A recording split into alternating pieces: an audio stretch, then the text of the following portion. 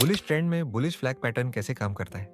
जब मार्केट में एक स्ट्रॉन्ग बुलिश मूव आता है तो प्राइस तेजी से एक सीधी रेखा में ऊपर बढ़ती है।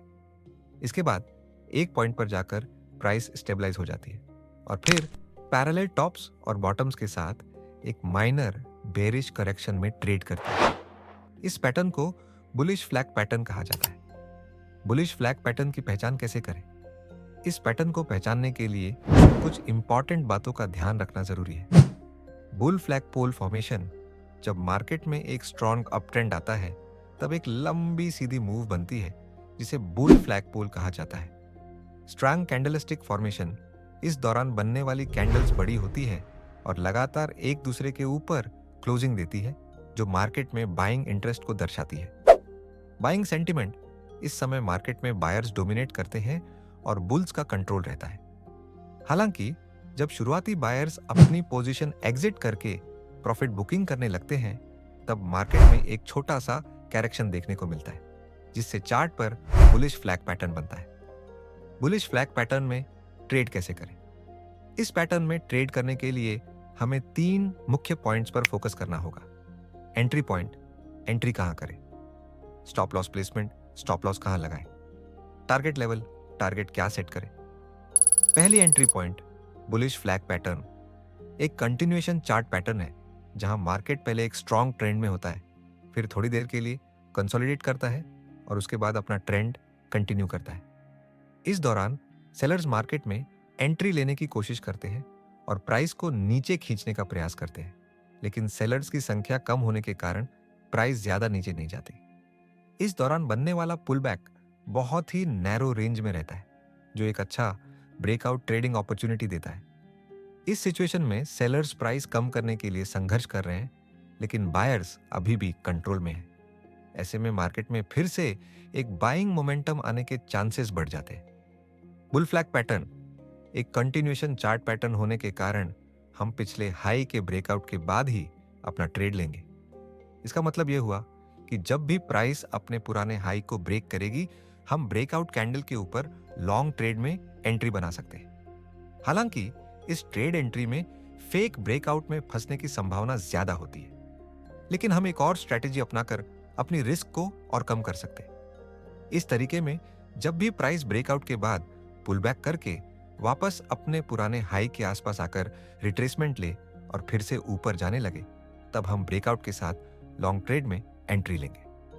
अपनी ट्रेड एंट्री को अधिक सटीक बनाने के लिए ट्रेड लेने से पहले वॉल्यूम इंडिकेटर में देख लें कि ब्रेकआउट के समय कितना वॉल्यूम ट्रेड हो रहा है। अगर हाई वॉल्यूम के साथ प्राइस ब्रेकआउट दे रही है तो आप डबल कॉन्फर्मेशन के साथ ट्रेड में एंट्री कर सकते हैं। इसके अलावा आप MACD और RSI इंडिकेटर में बन रहे क्रॉसओवर का भी इस्तेमाल कर सकते हैं, जिससे आपको ट्रेड लेने में ज्यादा कॉन्फिडेंस मिलेगा। स्टॉप लॉस कहां लगाएं? बुल फ्लैग पैटर्न में ट्रेड करते समय स्टॉप लॉस को सपोर्ट और रेजिस्टेंस के स्विंग हाई या स्विंग लो के पास सेट नहीं करना चाहिए, क्योंकि वहां आसानी से स्टॉप लॉस हंट हो सकता है। आपका स्टॉप लॉस एक ऐसे लेवल पर होना चाहिए जिसे अगर प्राइस क्रॉस करे तो आपका ट्रेडिंग सेटअप ही इनवैलिडेट हो जाए। हम इस ट्रेड में बुलिश फ्लैग पैटर्न का ट्रेड कर रहे हैं और यह पैटर्न तब इनवैलिडेट होता है जब price bottom trend line support को तोड़कर नीचे क्लोजिंग देती है। इसलिए आपको अपना स्टॉप लॉस इस सपोर्ट लेवल से थोड़ा नीचे रखना होगा ताकि आसानी से स्टॉप लॉस हिट ना हो। टारगेट कैसे सेट करें?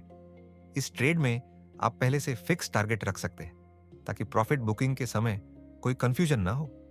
सबसे पहले बॉटम सपोर्ट लेवल से फ्लैग पोल की लंबाई मापें।